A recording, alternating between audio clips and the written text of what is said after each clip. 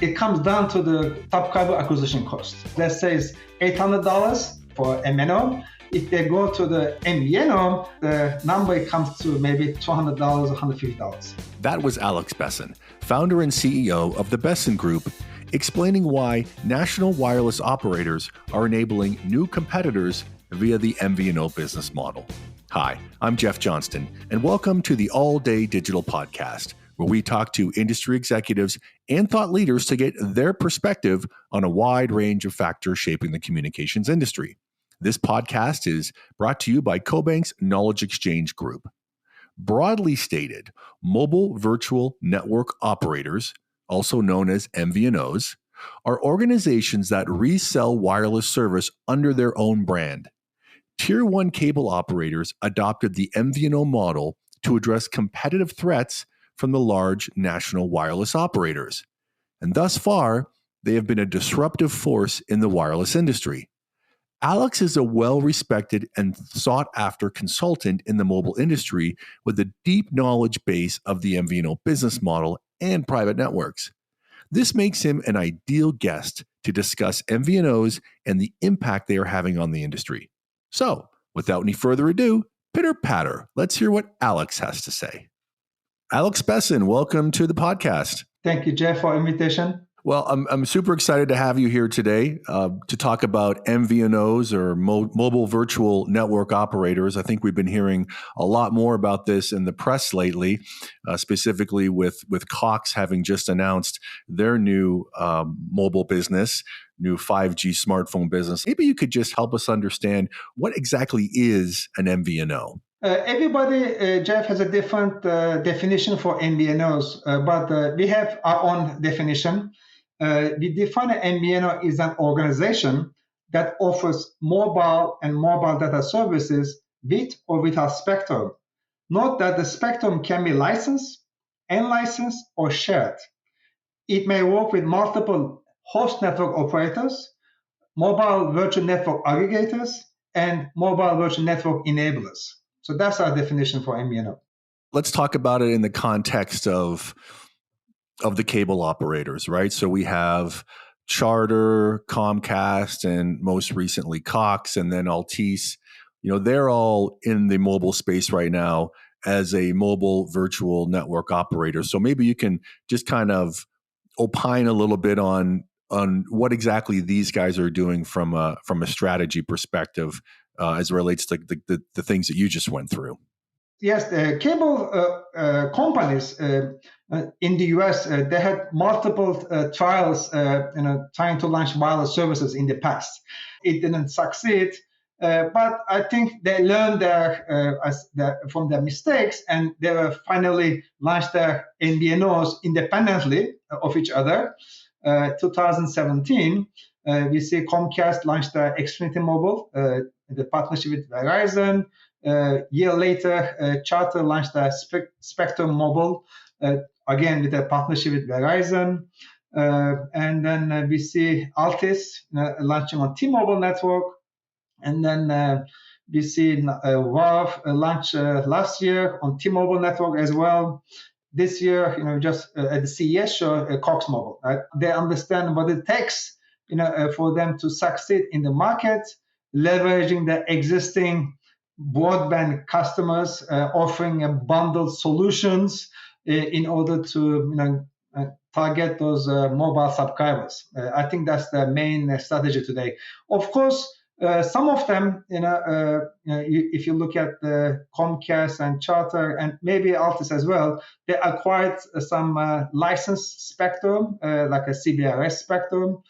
So I think that would be next evolution for them down the road, and to leverage or to offload some of their mobile traffic to this CBRS spectrum, and also consider deploying private networks down the road. Gotcha. So it's been really interesting watching this whole thing play out, because these cable operators have, the last several quarters, I think, have done a pretty remarkable job in terms of acquiring new wireless subscribers. Why do you think the cable operators got into this business in the first place? I mean, they're doing well, so certainly was I guess in hindsight was a good decision. But why do you think they even got into the mobile business? They were losing customers, on their existing services. So they need to able to launch this mobile service as a bundle in order to balance out the loss that they're having in other business lines.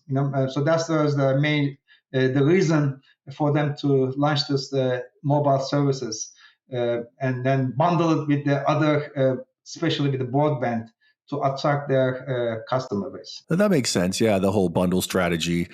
Customers tend to be stickier.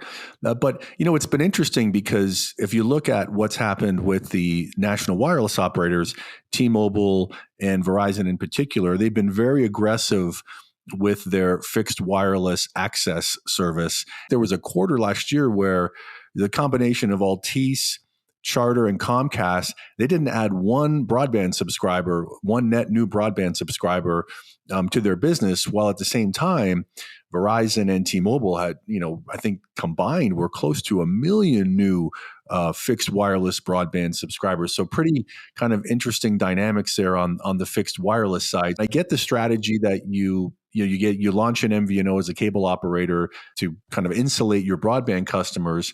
And that's a good strategy. But at the same time, maybe that's not necessarily what's happening because the national operators are having so much success taking some of those fixed broadband customers. But then at the same time, you've got the cable operators who are doing really well acquiring new smartphone subscribers. So any way to kind of reconcile all that sort of stuff that's been going on? Yes, Jeff, I agree with you. Yes, so I think the mobile network operators now attacking back the cable operators by launching targeting their broadband customers to fixed wireless access. T-Mobile, as you know, they are the number one in the market today, with around 7 million to 8 million customers, and they're expecting that by 2025. Okay, so they're expecting about 8 million subscribers there. And then Verizon is the second player. They're expecting about the 4 to 5 million subscribers by that 2025. I think they are competing for the same subscribers. One targeting their mobile, the other one's targeting their broadband. I think the one who provides the best customer service, the simplicity and efficiency, I think will win the race there in the fixed wireless access. In terms of the customer acquisition there.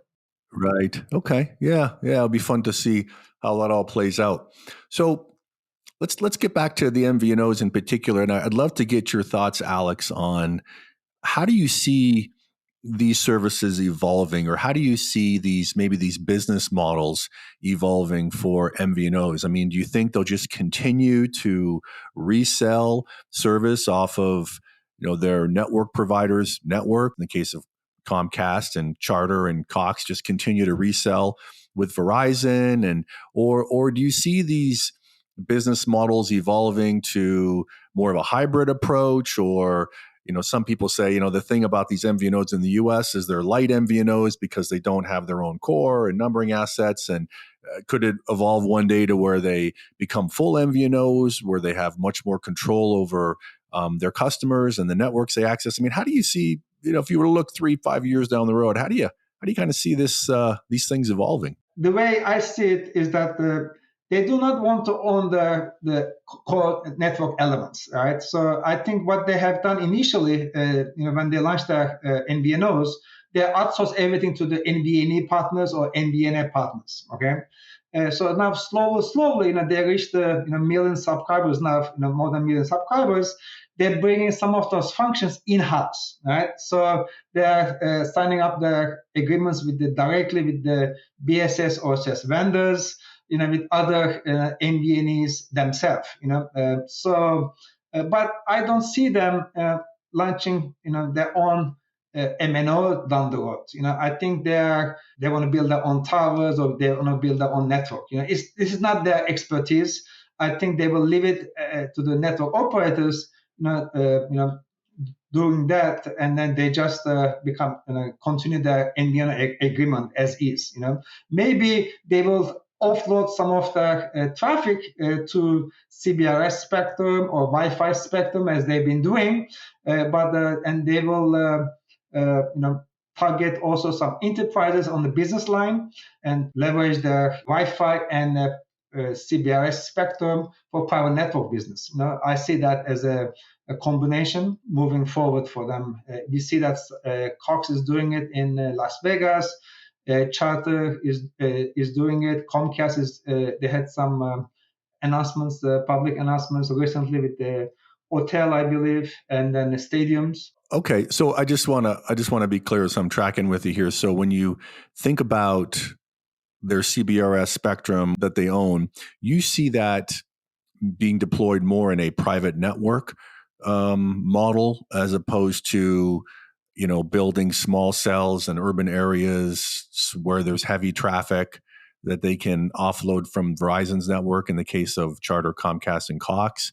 Is that am I following you correctly there? Not maybe on the license spectrum, Jeff, but they will offload the traffic to the Wi-Fi networks, but for the license spectrum that they have, I think they will target the enterprises. Okay, I think you will see them competing with Verizon and T-Mobile in the enterprise segment as well, because now they have a CBRS spectrum, they have a other low band spectrum where they can say, look, we can offer you more total turnkey solution, for your needs, so stadiums, commercial real estate, shopping malls, hospitals, hotels, will be the target as we see it today.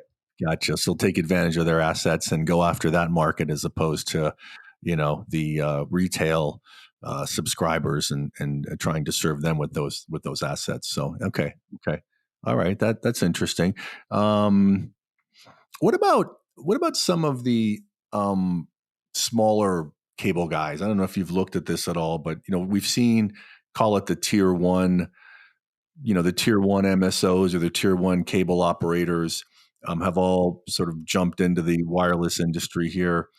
But there's a whole bunch of smaller tier two, tier three cable operators that, I guess if I looked at it, I would think that they too would be exposed to the kinds of threats that the larger ones are in terms of fixed wireless deployments in their markets. Do you think it makes sense for some of these folks to look at offering a bundled kind of smartphone broadband / cable service as well? Of course, yes, Jeff, definitely. I think they are watching the bigger cable operators closely. They see their success now in the mobile market, and I think they have two options. I think they have either they will go on their own to each mobile network operator like a T-Mobile or Verizon and sign an agreement with them directly, or they will become under the agreement, with a big Comcast or like a Charter, because and then they leverage their pricing from there. As you can imagine, this wholesale agreements is based on the price, the volume, right? So the more subscribers they have, the cable operators bring to the network operators, the better discount they get. So since the smaller tier 2, tier 3 cable operators, they cannot get a better discount or deep discount on their own, they might be willing to go under the bigger the Comcast or Charter's agreement and use their agreement in order to launch their mobile services. We expect that. I think the target, or the key players like Atlantic Broadband, RCN, Mediacom, Cable One, those are the ones we expect to launch their mobile services, sooner or later. Yeah. I mean, it makes sense that they would partner with or leverage the larger cable operators' contracts or infrastructure. How complex is it for the likes of a Cable One, for example, to get into this business? Yeah, for the operations, I think they will outsource most of their functions to an MVNE, the enablers, like the Comcast and Charter in the beginning of their mobile service, right? So everything was outsourced. So they will also, the smaller players, they will outsource it to MVNEs, so they don't have to, they don't have to understand all the complexities of running a mobile network, right? So they just focus on marketing and sales. That's what they need to be doing, So. Okay, so there's a full ecosystem out there that's that's mature, that can help these folks get to market. Oh, for sure. Yes. Oh, yeah, there is. Yeah. Yeah. Yeah. Okay.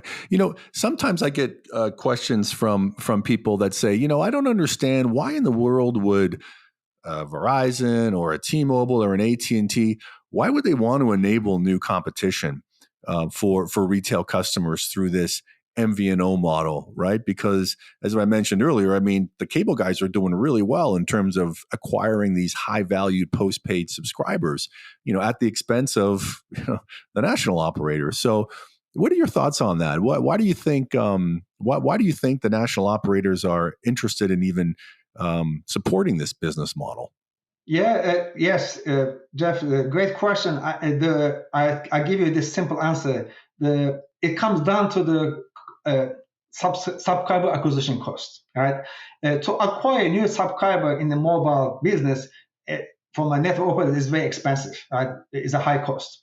In order for them to basically open the network to MVNOs, saying, hey, if you have a customer from an existing line of business, is already your customer, it will be cheaper for you to come and launch a mobile service under our network. So the subscriber acquisition cost, let's say, is $800 for for MNO. If they go to the MVNO, that number comes to maybe $200 or $150. So that's exactly it. Financially, it makes financial sense, for them to attract those MVNOs to their network and leverage the network capacity, is available, for them to, because they need to keep fill up the network as well, right? They have all this spectrum holdings they have, so they need to fill up. So that's the main reason for them. Okay, yeah, that makes a lot of sense, and I wonder too. It's probably like, if I'm sitting in AT&T shoes, for example, and somebody comes to me that wants to launch an MVNO on my network. I mean, I want that business, because if I just say no, I don't want to enable a competition, chances are somebody else, is either Verizon or T-Mobile, is going to do it. So I guess if I'm going to lose retail customers, I'd rather do that while I'm gaining wholesale customers than just losing retail customers completely, right? Exactly. Yes. So we've seen the cable operators do a lot in this space. There's been a lot of prepaid, pretty large prepaid, very successful MVNOs as well over the years. Are there other companies or organizations or industries that you see down the road that might want to mirror what the cable guys are doing here with MVNOs? Yeah, I mean, I think, Jeff, private networks. I'm going to go back to the private network business, because it's very. If you look into details of private network business, it's very close associated with MVNOs, because private networks, the enterprises who are going to deploy these networks at their facilities, at their offices or factories or warehouses, they can have their own network, closed network, but the minute they think about accessing that network on a public market network, they become an MVNO. So, and the market is huge, right? It's in billions of dollars, because you have all these different segments. They're looking to launch these private networks, indoors and outdoors. Either they're gonna go to they can be just data only MVNOs, like IoT devices only. So yeah, the market is going to be huge down the road for the next 5 to 10 years for this wholesale market. Yeah. Okay, so that's a good point, actually, that it doesn't have to be voice, right? Voice and data. It can be just data. So you could have I don't know, a utility company, for example, that was deploying a private network in multiple locations across the country. But then on top of that, they want to, maybe there's some markets where they don't want to deploy private networks, or maybe they want to offer their own phone services to their employees.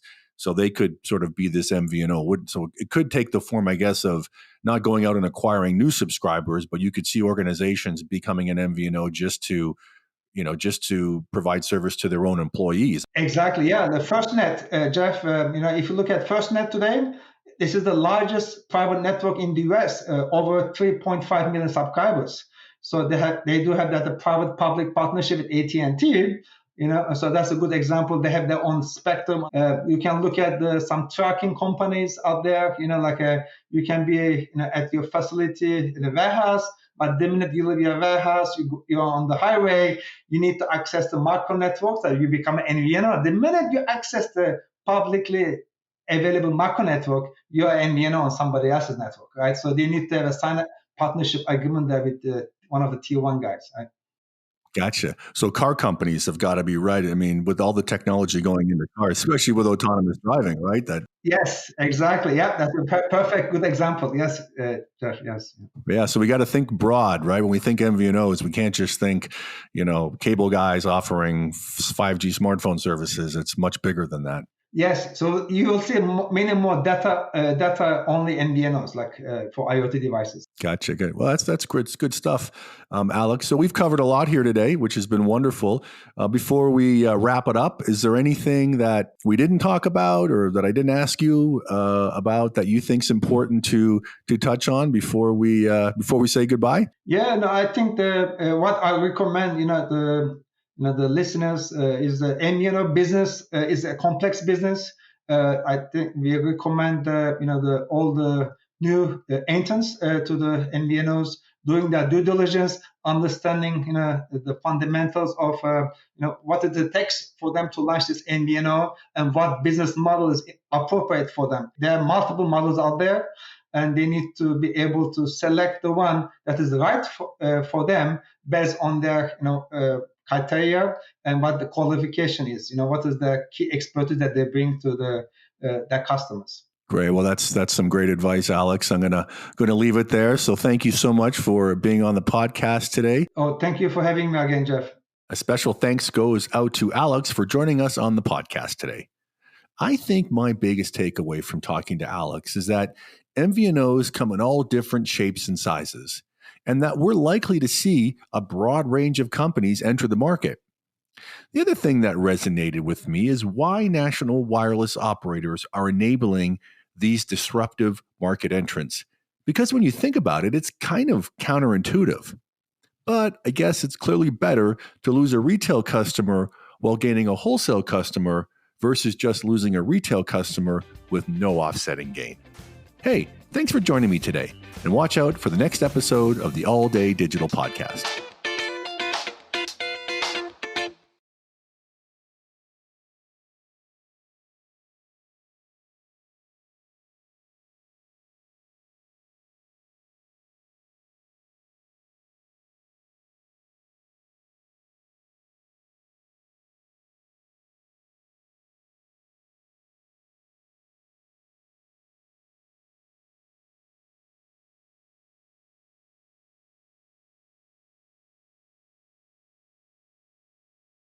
The information provided in this podcast is not intended to be investment, tax, or legal advice and should not be relied upon by listeners for such purposes. The information contained in this podcast has been compiled from what CoBank regards as reliable sources. However, CoBank does not make any representation or warranty regarding the content and disclaims any responsibility for the information, materials, third-party opinions, and data included in this podcast. In no event will CoBank be liable for any decision made or actions taken by any person or persons relying on the information contained in this podcast.